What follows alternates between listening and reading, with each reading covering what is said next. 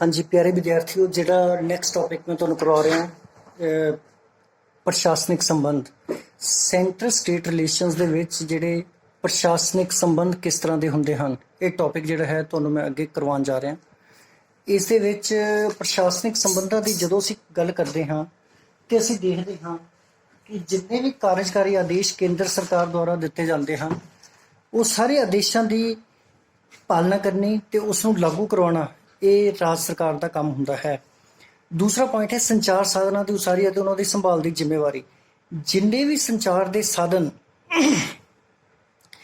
ਰਾਜ ਦੇ ਵਿੱਚੋਂ ਨਿਕਲਦੇ ਹਨ, ਉਹਨਾਂ ਦੀ ਦੇਖਭਾਲ ਕਰਨਾ ਤੇ ਉਹਨਾਂ ਦੀ ਸਾਂਭ ਸੰਭਾਲ ਕਰਨੀ ਜਿਹੜੀ ਹੈ ਇਹ ਰਾਜਾਂ ਦੀ ਜ਼ਿੰਮੇਵਾਰੀ ਹੁੰਦੀ ਹੈ। ਰੇਲ ਮਾਰਗਾਂ ਦੀ ਸੁਰੱਖਿਆ ਤੇ ਜ਼ਿੰਮੇਵਾਰੀ, ਕਿਉਂਕਿ ਰੇਲਵੇ ਜਿਹੜਾ ਹੈ ਪੂਰੇ ਭਾਰਤ ਵਿੱਚ ਫੈਲਿਆ ਹੋਇਆ ਹੈ ਅਤੇ ਇਹ ਲਗਭਗ ਸਾਰੇ ਰਾਜਾਂ ਵਿੱਚੋਂ ਰੇਲ ਲਾਈਨ ਨਿਕਲ ਕੇ ਜਾਂਦੀ ਹੈ। ਇਹ ਰਾਜਾਂ ਦੀ ਜ਼ਿੰਮੇਵਾਰੀ ਹੈ ਕਿ ਇਹਨਾਂ ਦੀ ਸੁਰੱਖਿਆ ਰੇਲ ਮਾਰਗਾਂ ਦੀ ਕੀਤੀ ਜਾਵੇ।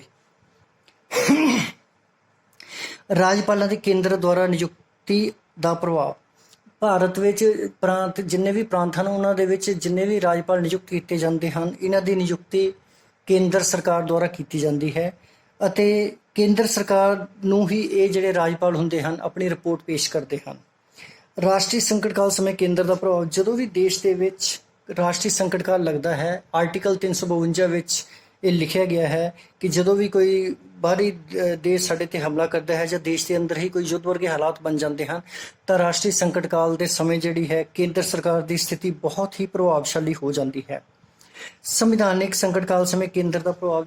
ਆਰਟੀਕਲ 356 ਵਿੱਚ ਇਹ ਕਿਹਾ ਗਿਆ ਹੈ ਕਿ ਜੇਕਰ ਕਿਸੇ ਰਾਜ ਵਿੱਚ ਸੰਵਿਧਾਨਿਕ ਵਿਵਸਥਾ ਫੇਲ ਹੋ ਗਈ ਹੈ ਤੇ ਉਸ ਪ੍ਰਾਂਤ ਦੇ ਵਿੱਚ ਰਾਸ਼ਟਰਪਤੀ ਜਿਹੜਾ ਹੈ ਰਾਜਪਾਲ ਦੀ ਸਿਫਾਰਿਸ਼ ਤੇ ਉੱਥੇ ਰਾਸ਼ਟਰਪਤੀ ਸ਼ਾਸਨ ਲਾਗੂ ਕਰ ਸਕਦਾ ਹੈ। ਅਜਿਹੀ ਹਾਲਤ ਵਿੱਚ ਜਿਹੜਾ ਹੈ ਕੇਂਦਰ ਦੇ ਕੰਟਰੋਲ ਦੇ ਵਿੱਚ ਰਾਜ ਦੀ ਬਾਗਡੋਰ ਆ ਜਾਂਦੀ ਹੈ। ਅੰਤਰਰਾਜੀ ਨਦੀਆਂ ਦੇ ਪਾਣੀ ਦੀ ਵੰਡ ਸੰਬੰਧੀ ਝਗੜਿਆਂ ਦਾ ਨਿਪਟਾਰਾ। ਜੇਕਰ 2 ਜਾਂ 2 ਤੋਂ ਵੱਧ ਪ੍ਰਾਂਤਾਂ ਵਿੱਚ ਕਿਸੇ ਨਦੀ ਦੇ ਪਾਣੀ ਨੂੰ ਲੈ ਕੇ ਝਗੜਾ ਹੁੰਦਾ ਹੈ ਤਾਂ ਉਸ ਦਾ ਨਿਪਟਾਰਾ, ਜਿਹੜਾ ਝਗੜਿਆਂ ਦਾ ਨਿਪਟਾਰਾ ਕਰਨ ਦਾ ਕੰਮ ਜਿਹੜਾ ਹੈ ਉਹ ਕੇਂਦਰ ਸਰਕਾਰ ਦੁਆਰਾ ਕੀਤਾ ਜਾਂਦਾ ਹੈ। ਰਾਜਾਂ ਵਿੱਚ ਸੰਘੀ ਸੰਪਤੀ ਦੀ ਰੱਖਿਆ। ਰਾਜਾਂ ਵਿੱਚ ਕੇਂਦਰ ਸਰਕਾਰ ਦੀ ਬਹੁਤ ਸਾਰੀ ਸੰਪਤੀ ਪਾਈ ਜਾਂਦੀ ਹੈ, ਜਿੱਦਾਂ ਕਿ BSNL ਦੇ ਦਫ਼ਤਰ ਹਨ, ਇਹ ਸਾਰੀ ਕੇਂਦਰ ਦੀ ਸੰਪਤੀ ਹੈ। ਪੋਸਟ ਆਫਿਸ ਹੈ, ਰੇਲਵੇ ਦਾ ਜਿਹੜਾ ਸਟੇਸ਼ਨ ਹਨ, ਇਹ ਸਾਰੀ ਕੇਂਦਰ ਦੀ ਪ੍ਰੋਪਰਟੀ ਹੁੰਦੀ ਹੈ, ਪਰ ਇਹਨਾਂ ਦੀ ਰੱਖਿਆ ਕਰਨ ਦਾ ਕੰਮ ਜਿਹੜਾ ਹੈ ਉਹ ਰਾਜਾਂ ਦੁਆਰਾ ਕੀਤਾ ਜਾਂਦਾ ਹੈ। ਸਰਬ ਭਾਰਤੀ ਸੇਵਾਵਾਂ। ਆਲ ਇੰਡੀਆ ਸਰਵਿਸਿਜ਼ ਜਿਹੜੇ ਹੈ ਇਹ ਕੇਂਦਰ ਸਰਕਾਰ ਦੁਆਰਾ ਹੀ ਸ਼ੁਰੂ ਕੀਤੀਆਂ ਜਾਂਦੀਆਂ ਹਨ। IAS IPS Indian foreign services, ਇਸ ਤਰ੍ਹਾਂ ਦੀਆਂ ਜਿਹੜੀਆਂ ਸੇਵਾਵਾਂ ਹੁੰਦੀਆਂ ਹਨ, ਇਹਨਾਂ ਤੇ ਸਾਰਾ ਕੇਂਦਰ ਦਾ ਹੀ ਕੰਟਰੋਲ ਹੁੰਦਾ ਹੈ। ਸਰਬ ਭਾਰਤੀ ਸੇਵਾਵਾਂ ਕਾਇਮ ਕਰਨਾ। ਜੇਕਰ ਰਾਜ ਸਭਾ ਚਾਹੇ ਤੇ 2/3 ਬਹੁਮਤ ਨਾਲ ਮਤਾ ਪਾਸ ਕਰਕੇ ਕੋਈ ਵੀ ਭਾਰਤੀ ਲੈਵਲ ਦੀ ਜਿਹੜੀ ਨੌਕਰੀ ਸ਼ੁਰੂ ਕਰ ਸਕਦੀ ਹੈ। ਅੰਤਰਰਾਜੀ ਪਰਿਸ਼ਦ ਦੀ ਸਥਾਪਨਾ। ਇਹ ਆਰਟੀਕਲ 263 ਦੇ ਅਧੀਨ ਕੀਤੀ ਗਈ ਹੈ। ਇਸ ਦੇ ਵਿੱਚ ਆਪਸੀ ਝਗੜਿਆਂ ਦਾ ਜਿਹੜਾ ਨਿਪਟਾਰਾ ਹੋ ਸਕਦਾ ਹੈ। ਰਾਜਾਂ ਨੂੰ ਸੰਘੀ ਪ੍ਰਸ਼ਾਸਨਿਕ ਕਾਰਜ ਸੌਂਪੇ ਜਾਣ ਦੀ ਵਿਵਸਥਾ। ਕੇਂਦਰ ਸਰਕਾਰ ਚਾਹੇ ਤਾਂ ਰਾਜਾਂ ਨੂੰ ਪ੍ਰਸ਼ਾਸਨਿਕ ਕੰਮ ਜਿਹੜੀ ਹੈ ਸੌਂਪ ਸਕਦੀ ਹੈ।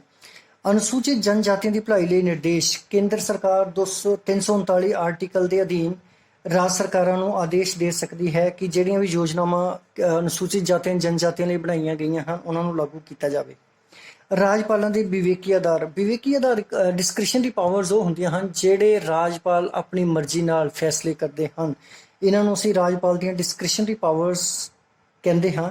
ਭਾਰਤੀ ਸੰਵਿਧਾਨ ਦੇ ਅਨੁਸਾਰ ਆਸਾਮ ਅਤੇ ਨਾਗਾਲੈਂਡ ਦੇ ਰਾਜਪਾਲਾਂ ਨੂੰ ਪਿਛੜੇ ਹੋਏ ਕਬੀਲਿਆਂ ਤੇ ਅਨੁਸੂਚਿਤ ਖੇਤਰਾਂ ਦੇ ਪ੍ਰਸ਼ਾਸਨ ਅਤੇ ਨਾਗਾ ਵਿਦਰੋਹੀਆਂ ਨੂੰ ਦਬਾਉਣ ਲਈ ਕੁਝ ਖਾਸ ਸ਼ਕਤੀਆਂ ਦਿੱਤੀਆਂ ਗਈਆਂ ਹਨ।